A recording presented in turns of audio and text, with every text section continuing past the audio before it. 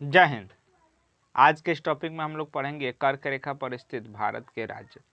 कर्क रेखा को अंग्रेजी में ट्रॉपिक ऑफ कैंसर कहते हैं। यह हमारे पृथ्वी के उत्तरी अक्षांश में 23.5 डिग्री, उत्तरी अक्षांश में 23.5 डिग्री पर स्थित है। इससे बहुत सारे प्रश्न पूछे जाते हैं कि बताइए भारत के निम्नलिखित में से कौन सा राज्य है जो कर्क रेखा से होकर गुजरती है।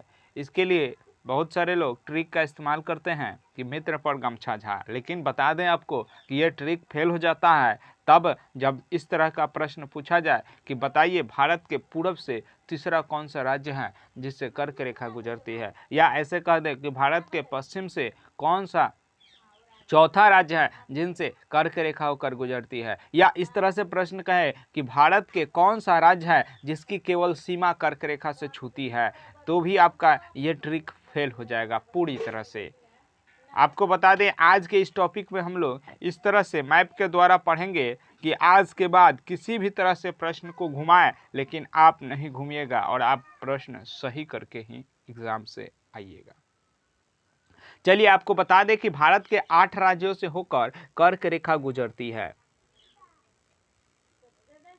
उन 8 राज्यों का नाम हम लोग याद करेंगे मैप के द्वारा, जैसा कि आपको स्क्रीन पर दिख रहा है। पहले हम लोग इधर को हम लोग पश्चिम कहते हैं, ये पूरब है, ये क्या है जी, तो पूरब है।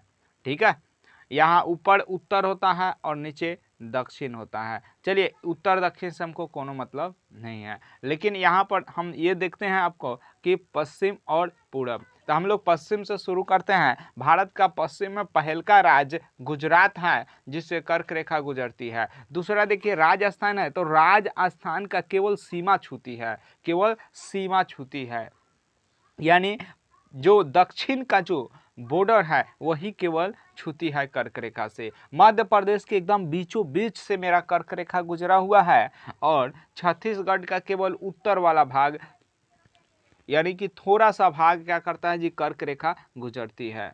और उसके बाद झारखंड है, उसके बाद वेस्ट बंगाल है, उसके बाद देखो ये उंगली के टाइप का जो है, एक छोटा वाला जो उंगली टाइप है अंगूठा के टाइप का है वो त्रिपुरा है, और जो बड़ा वाला उंगली के टाइप का है वो मिजोरम है।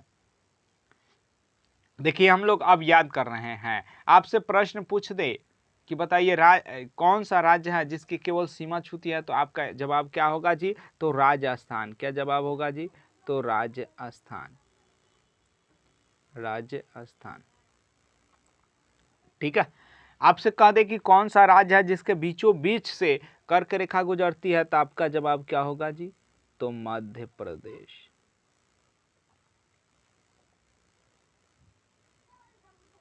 ठीक है, उसके बाद देखिए हम इस तरह से याद कर रहे हैं पश्चिम से। अब सीरियल वाइज याद रखिए।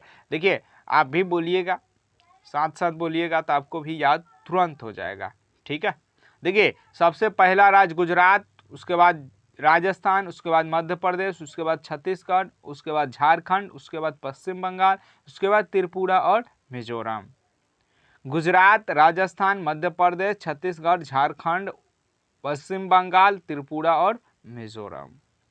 आई होप कि आपको इस तरह से याद हो गया होगा। चलिए अब पूरब से हम लोग पढ़ते हैं। ठीक है, तो इधर क्या था जी, बड़ा उंगली है मिजोरम, छोटा उंगली है त्रिपुरा, यानी कि मिजोरम त्रिपुरा। उसके बाद पश्चिम बंगाल, झारखंड, छत्तीसगढ़, उसके बाद में मध्य प्रदेश, राजस्थान, गुजरात।